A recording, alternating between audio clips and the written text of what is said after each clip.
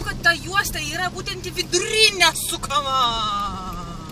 Bet žmonės į tai nekreipia dėmesio.